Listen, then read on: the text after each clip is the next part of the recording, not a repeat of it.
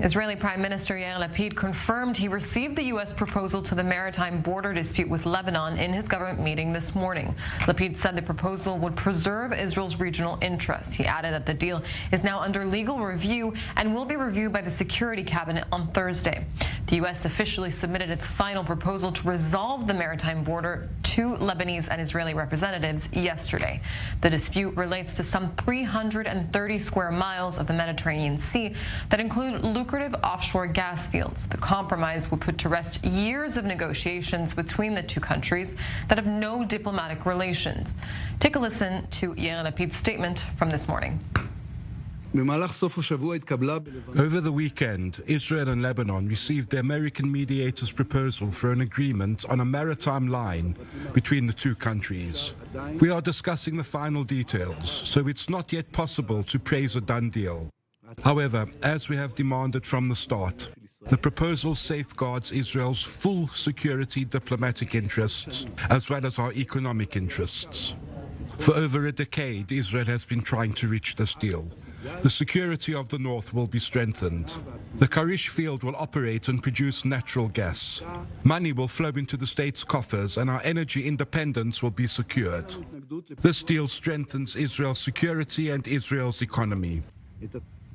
And joining me in studio is our senior correspondent, Owen Alterman. Owen, always a pleasure.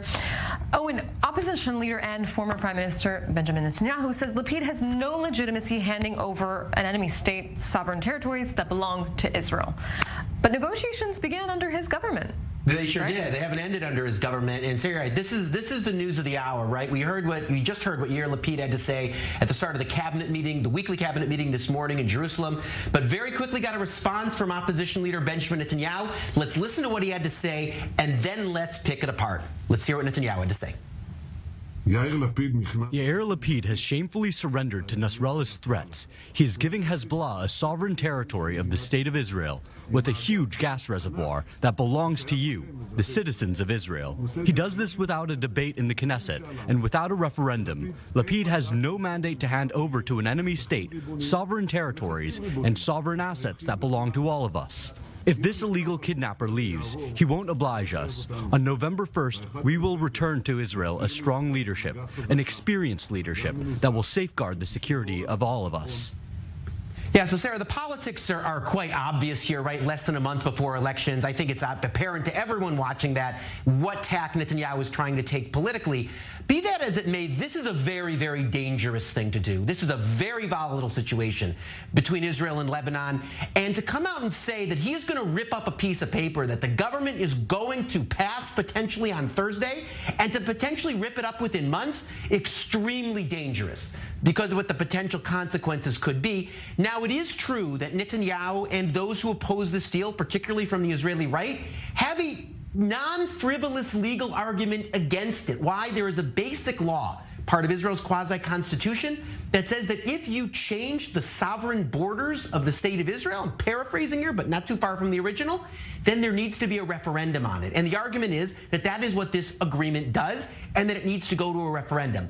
I don't know that the argument is ultimately persuasive. I don't know if it's going to be a winner in court, but it's not frivolous. It's not an argument that judges are going to throw someone off the steps of the courthouse for putting forward. I think serious people can put this forward and agree with it. So it would be one thing for Netanyahu to come out and say, we are going to be challenging this in court. You watch out on the other side because our court system might be deeming this illegal, or at least might say that it needs to go to a referendum.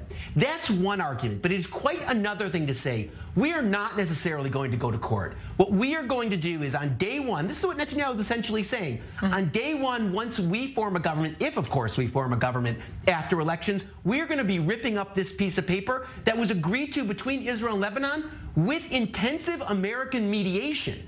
I think it's a potentially irresponsible and dangerous thing to do.